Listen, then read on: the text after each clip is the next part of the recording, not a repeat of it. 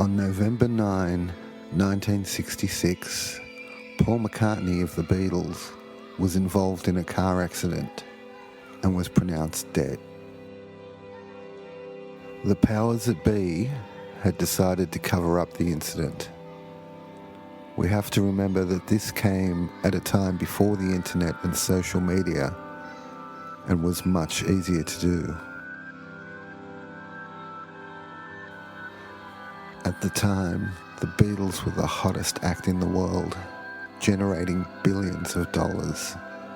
Thousands upon thousands of people's livelihoods relied on them, from people who worked in the record plants to people who worked in factories producing Beatles merchandise, to concert promoters, right up and to the top brass. The remaining Beatles had decided to break up and pursue solo careers, but were spun stories about young hysterical fans committing suicide, and that the world was not ready for such a catastrophe so soon after the JFK assassination.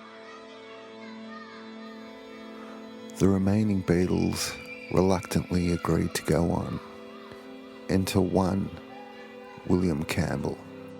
Now, William Campbell was always thought to be a person who won a Paul McCartney lookalike contest. But after spending some time in Liverpool in 2012 and speaking to a lot of people, apparently William Campbell had been known to the Beatles. He had been in a Beatles cover band that played around Liverpool. He had worked as a double for Paul on the film A Hard Day's Night, and he'd even worked as a decoy for Paul when Paul needed help getting in and out of places. The people whom I had spoken to said that William Campbell was almost a spitting image of Paul, except he had a flatter nose and a more pronounced chin. He also sung like Paul, except in a slightly lower register.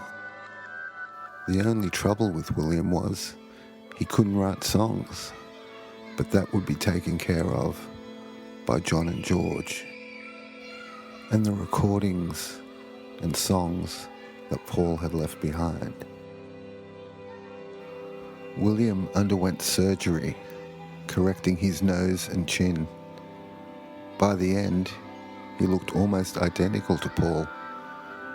An acting coach was also hired to teach William Paul's mannerisms. This proved difficult. When the other Beatles asked William how it was going, he replied, "It's getting better." But the other three Beatles didn't think it was getting better. And since Paul was their front man during live shows, they decided to cease touring.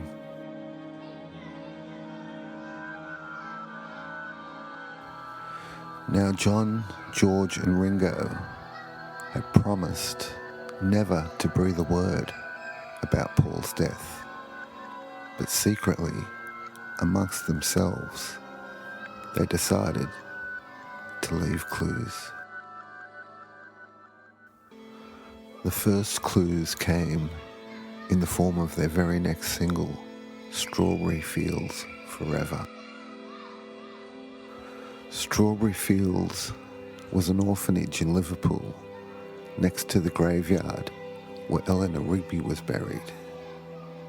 In the first lyric, John sings, "Let me take you down to Strawberry Fields, nothing is real," a reference to the fake Paul.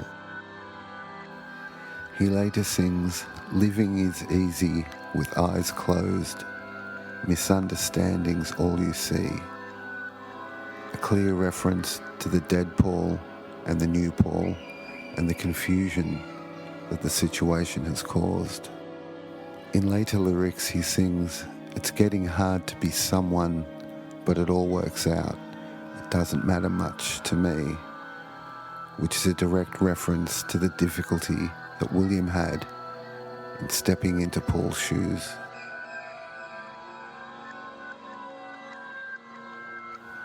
But the most telling clue of all is right at the end of the song. When it's fading out, John can be clearly heard saying, "I now bury Paul."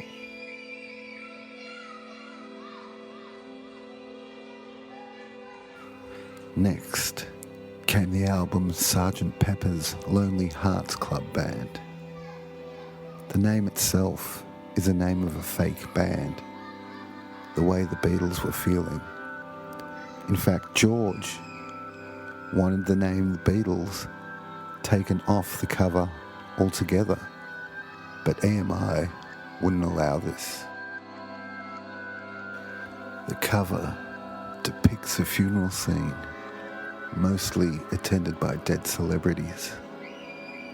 There is a shot of the Beatles when they were the Fab Four.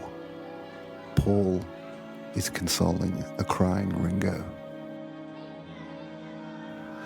There is also a flower arrangement in the shape of Paul's bass guitar, showing whose funeral it really is. Now we all know a bass guitar has 4 strings, but this one has 3, symbolizing that one is missing. If you hold up a mirror to the words Lonely Hearts, you will see that in Roman numerals it has 1119, the date of Paul's death, and next to it the words, "He die."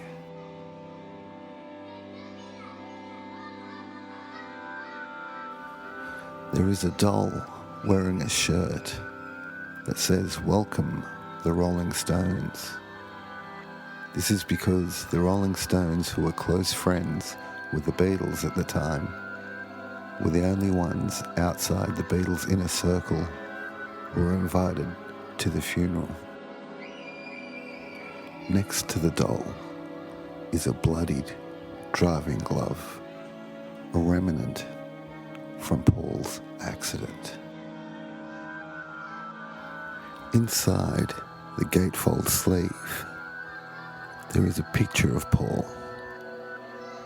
He has a black patch on his uniform. He has the letters OPD, officially pronounced dead. On the back of the cover, there is a picture of the Beatles. Paul is the only one with his back turned. This symbolizes how the Romans buried their emperors face down, as to prevent evil spirits from entering their mouths and infecting their soul. There are many clues contained inside the songs. Let's look at the track She's Leaving Home, supposedly about a girl who's running away with a man from the motor trade. The man from the motor trade was a friend of the Beatles named Terry Doran, the man who gave Paul the car in which he had his fatal crash. The song wasn't really about a runaway girl, but about Paul leaving the Beatles. The song's lyrics, we gave her most of our lives, is leaving, sacrificed most of our lives. Home, we gave her everything money could buy. She's leaving home after living alone for so many years. Bye bye. In George's song, Within You and Without You, he sings, "We were talking about the space between us all and the people who hide themselves behind a wall of illusion, never glimpse the truth, then it's far too late when they pass away." He then goes on to say, life flows on within and without you, meaning that they were the Beatles with the real Paul, and now they are being forced to be the Beatles with a false Paul. The song Lucy in the Sky with Diamonds was thought to be an acid-fueled song about LSD, hence the initials Lucy, L, Sky, S, Diamonds, D. But Paul, who was obsessed with Little Richard, used to sing Lucille in class. In fact, he sang it so often that he earned the nickname Lucy. Lucy in the Sky with Diamonds is John's acid-fueled vision of Paul in heaven.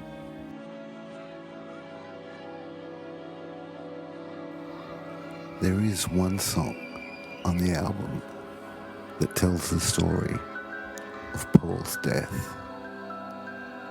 It's called A Day in the Life. The lyrics read, "I read the news today, oh boy, about a lucky man who made the grade. And though the news was rather sad, well, I just had to laugh. I saw the photograph.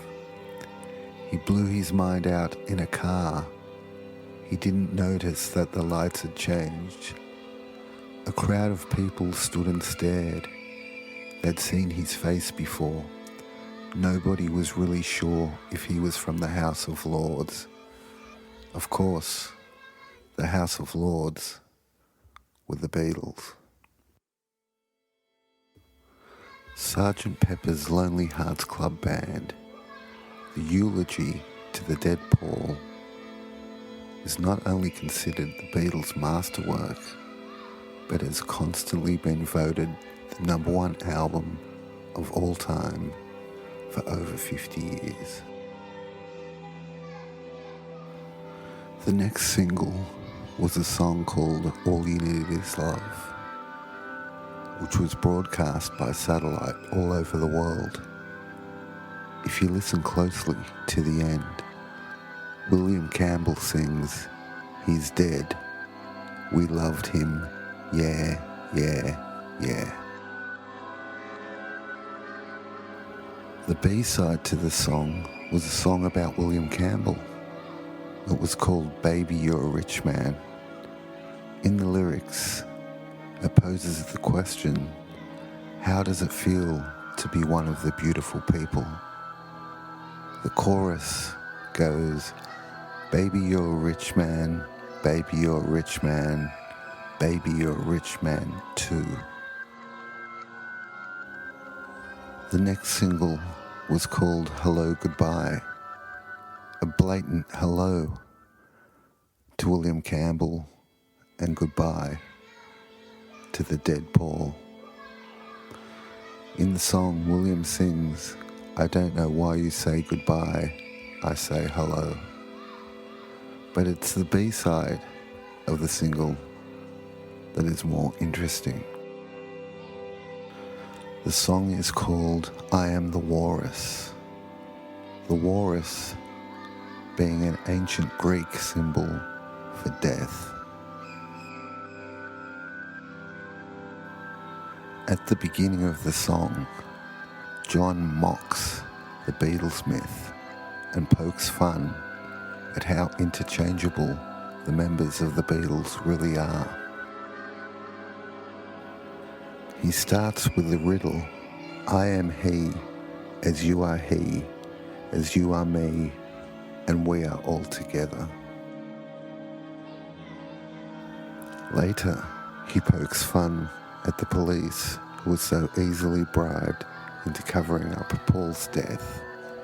He sings, "Mr. City Policeman sitting, pretty little policemen in a row. See how they fly like Lucy in the sky, see how they run. I'm crying."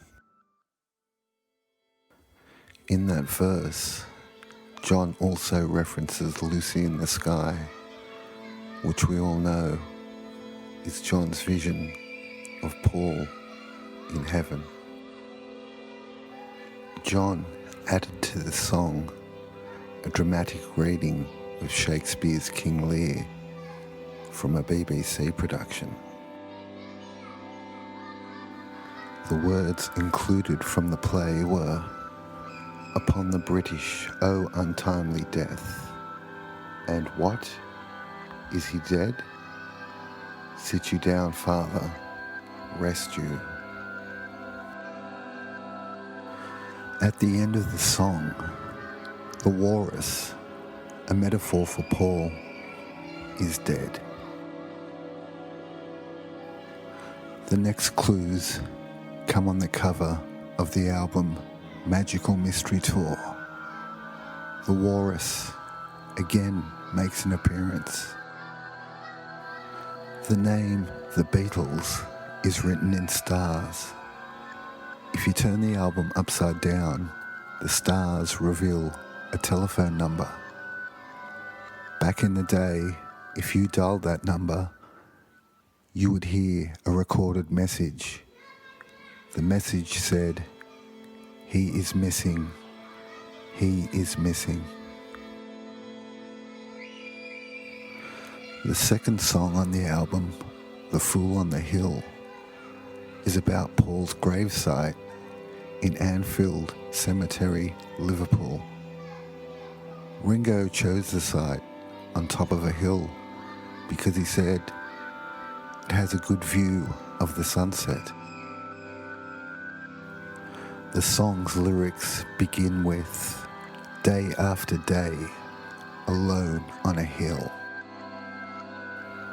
The lyrics to the song are from the perspective of Paul laying in his coffin. But the fool on the hill sees the sun going down, and the eyes in his head see the world spinning round. In George's song, Blue Jay Way, the lyrics are about his friends who have lost their way. His friends, of course, are the other Beatles. In the song, George sings, "Please don't be long. Please don't you be very long." He repeats those words 29 times. If you play those words backwards, they say, "Paul is bleeding out." On November 28, 1968, the Beatles released their self-titled double album, which would be known as the White Album. Its plain white cover was a direct contrast to the convoluted artwork on Sgt. Pepper. There were no clues to be found. The general thinking at the time was that the clues may have stopped. The album came with a poster, a montage of Beatles pictures, and if you look closely, there is a photo of Paul lying on a slab in the mortuary. And curiously, there is a picture of William Campbell, pre-operation, wearing his glasses, a picture from when he was a civil servant. Most of the songs on the White Album had been written in India, while the Beatles had embarked on a spiritual journey with a Maharishi. The Maharishi had told the Beatles that through spiritual meditation, they may be able to contact the dead Paul on a higher plane. There is a treasure trove of clues on many of the album's tracks. John had 3 tracks where he directly named Paul, but was convinced to remove his name on two of them. Let's take a close look at those tracks.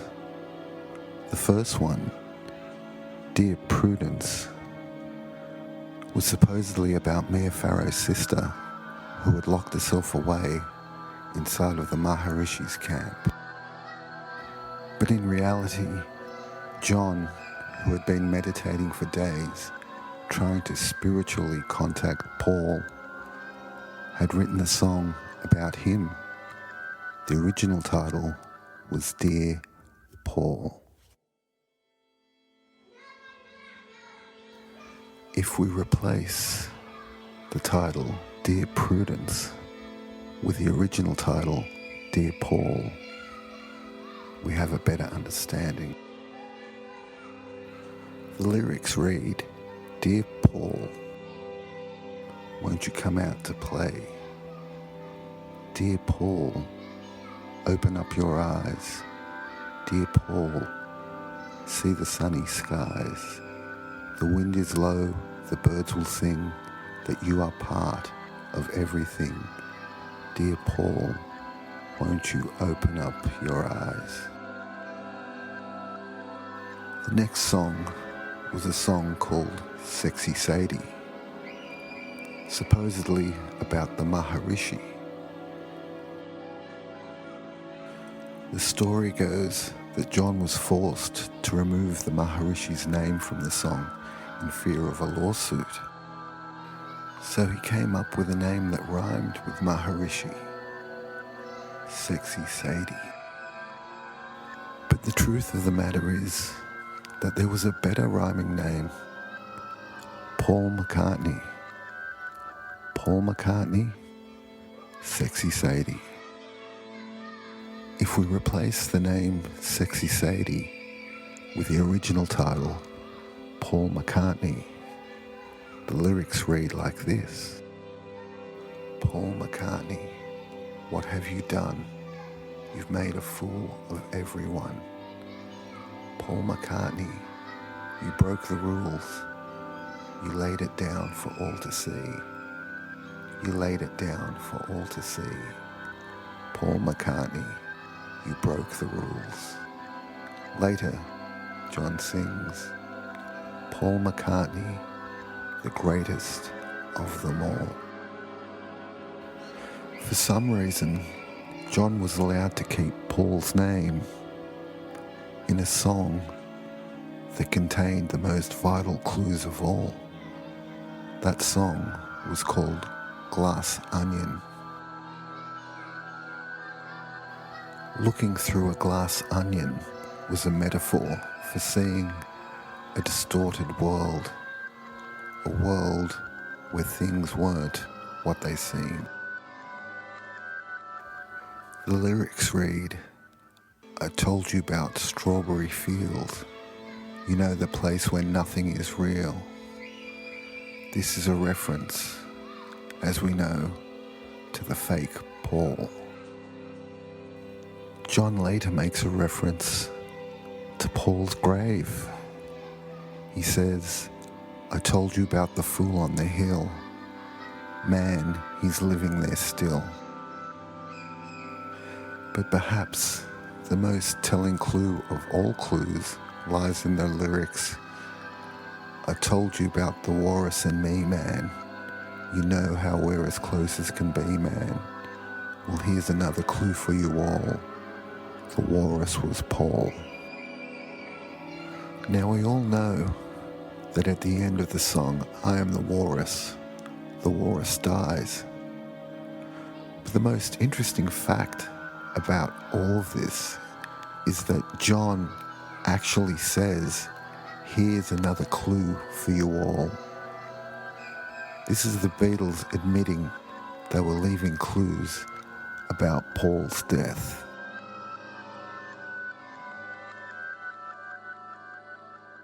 George also left some clues. He was inspired to write one of his greatest songs while looking down at Paul in his open casket.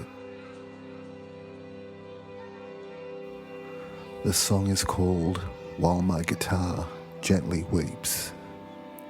The lyrics read, I look at you all, see the love there that's sleeping, while my guitar gently weeps.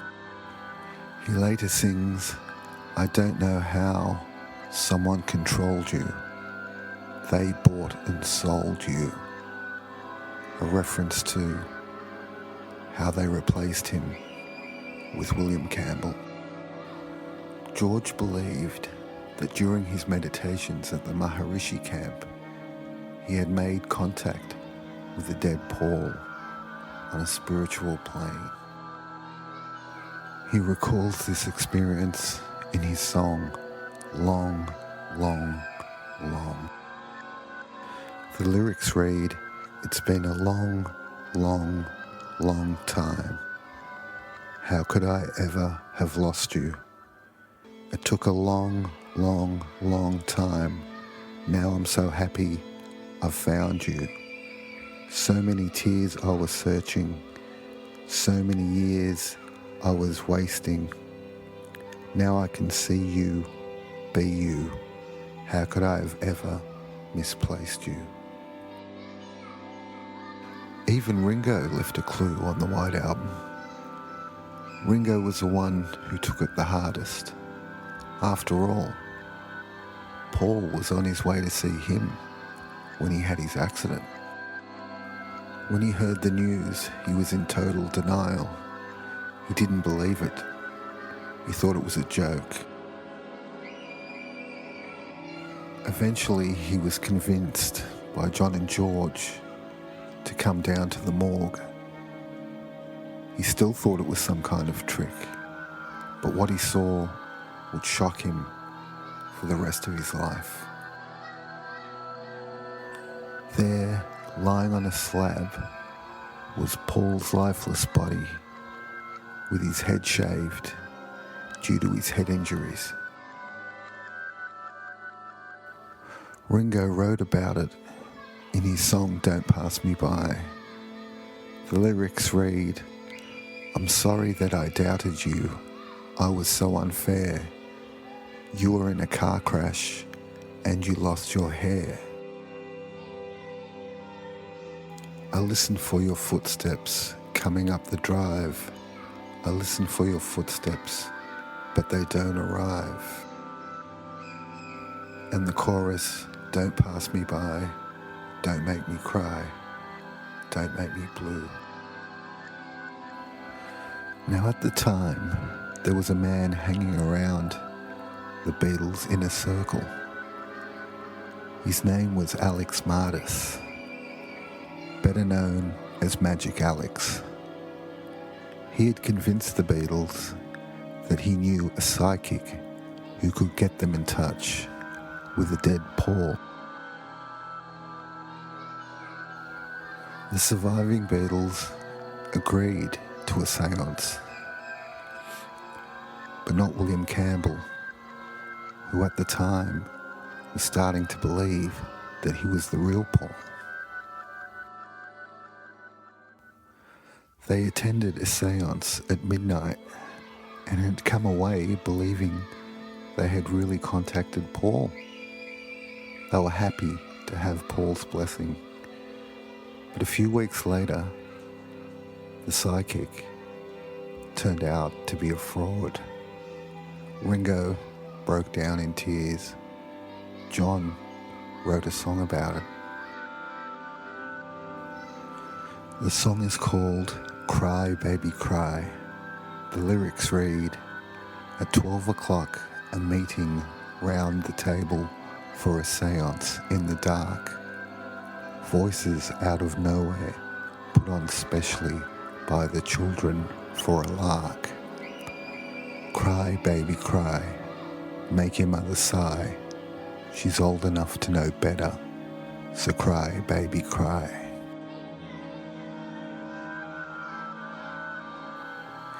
Now some may query where the Beatles got the idea to put backward messages in their songs. John was a fan of the occultist Aleister Crowley. In fact, he was so obsessed with Crowley that he insisted Crowley's image appear on the album Sgt. Pepper. Crowley appears in the back row of the cover, second from the left. In his book, Magic, Book 4, Crowley told the reader how to travel back in time. This was called the law of reversal. John's idea was to travel back in time to save Paul, so he practiced the law of reversal. The law of reversal states that if one wants to travel back in time, he must train himself to think backwards by external means as set forth here following. A. Let him learn to write backwards. B. Let him learn to walk backwards. C. Let him listen to phonograph records reversed. D. Let him practice speaking backwards. And E. Let him learn to read backwards.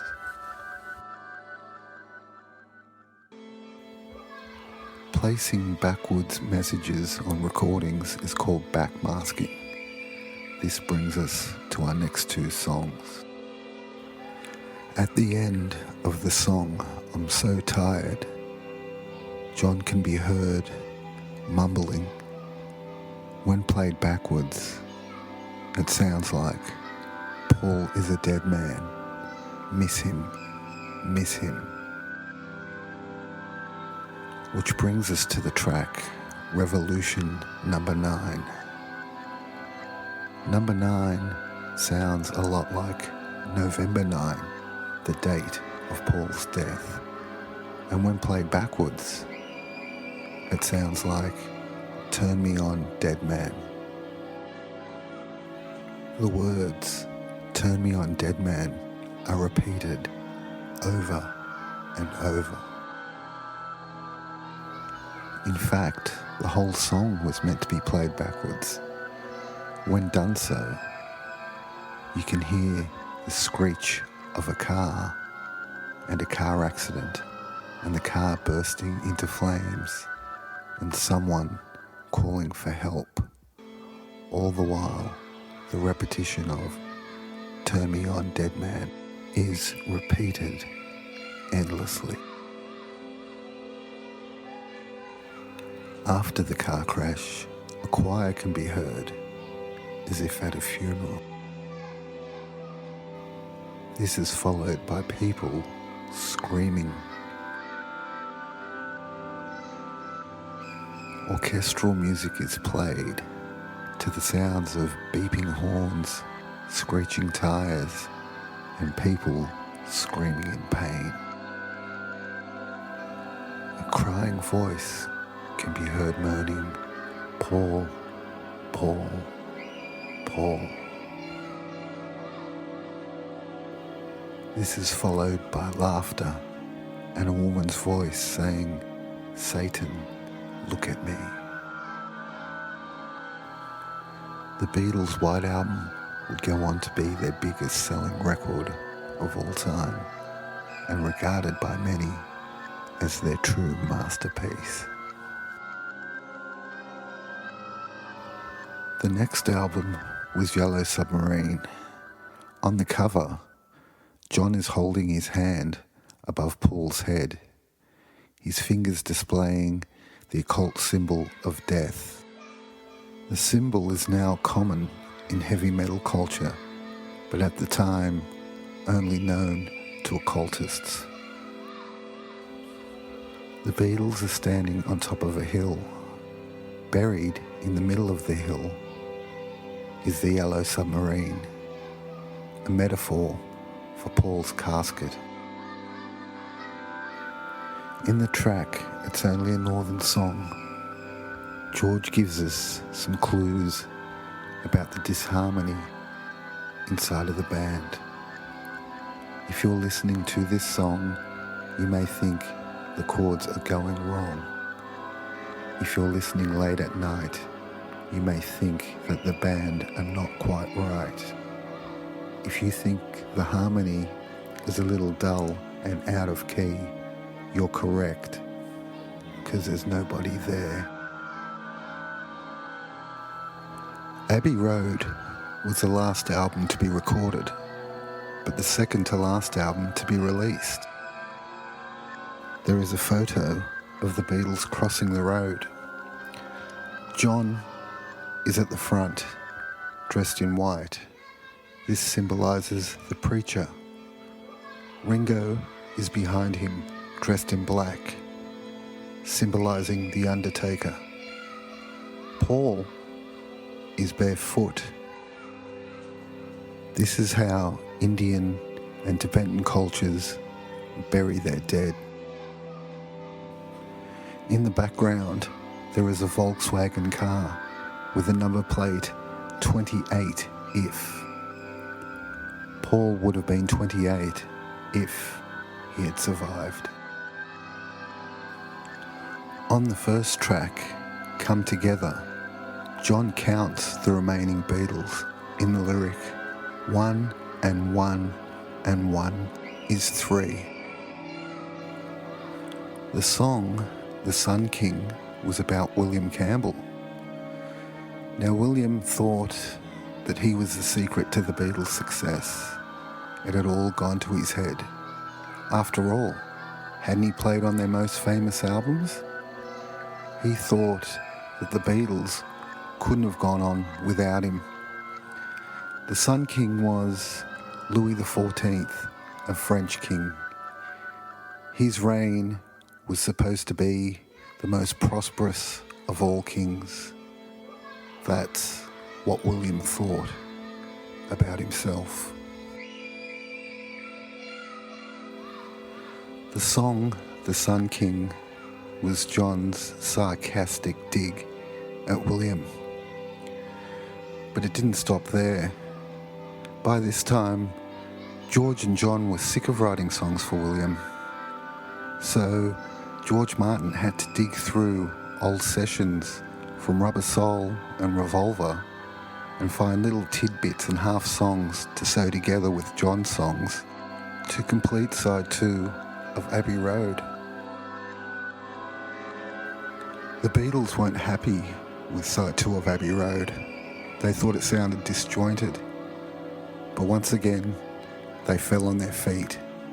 Side 2 was hailed as a revolutionary masterpiece. The song Carry That Weight was about the guilt that the Beatles would carry for the rest of their lives. The lyric reads, "Boy, you're gonna carry that weight a long time."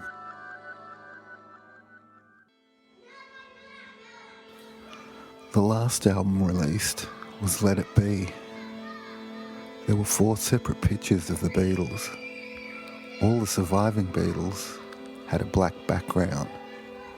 Paul had a red background. Paul was bleeding out. By this time, fans and journalists had picked up on the clues, and William, in particular, was worried. In the song, I've Got a Feeling, he sings, "I've got a feeling that keeps me on my toes, oh yeah. I've got a feeling that everybody knows, oh yeah." Later, the lyrics read, "All these years I've been wandering around, wondering how come nobody told me. All that I was looking for was somebody who looked like you." Even though William was very highly paid, he was seeking a full partnership in the Beatles. This particularly irked George. George wrote a song about it called I, Me, Mine. The lyrics read, "All through the day, I, me, mine, I, me, mine, I, me, mine. All through the night, I me mine, I me mine, I me mine. Now they're frightened of leaving it. Everyone's weaving it, coming on strong all the time. John was becoming more brazen with his clues. In the song Dig It, which is about Paul's burial, he lists the people who knew about it. Like a rolling stone, like a rolling stone, like the FBI and the CIA and the BBC. In the song Dig a Pony, he says, you can imitate everyone you know. After the album Let It Be, the Beatles, who had grown tired of the situation, had decided to break up. But that wasn't the end of the clues. Originally, William Campbell, who had agreed, should the Beatles ever break up, would announce his retirement and disappear.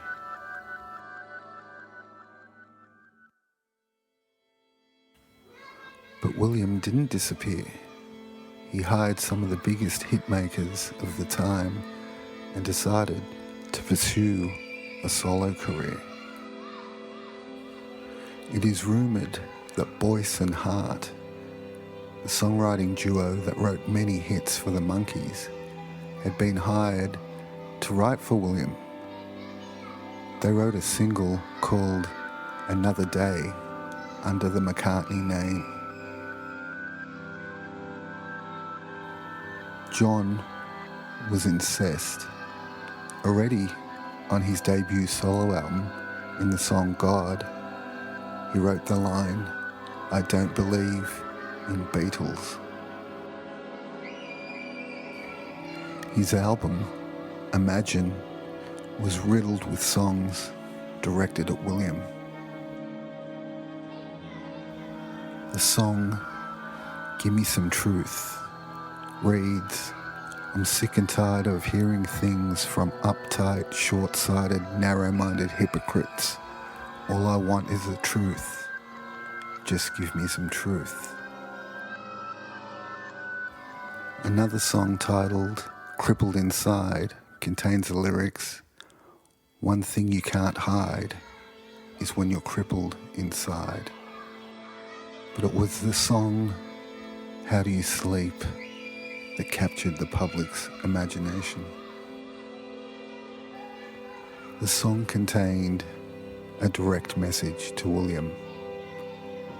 The lyrics read, those freaks was right when they said you was dead. The one mistake you made was in your head. He then goes on to have a dig at William and his songwriting team and notes the difference between William's songs and the real McCartney songs. The only thing you done was yesterday, and since you've gone, you're just another day. Later he sings, the sound you make is music to my ears. You must have learnt something in all those years. How do you sleep? How do you sleep at night? Years later, William recorded a song called My Brave Face, which included the line, I've been living a lie.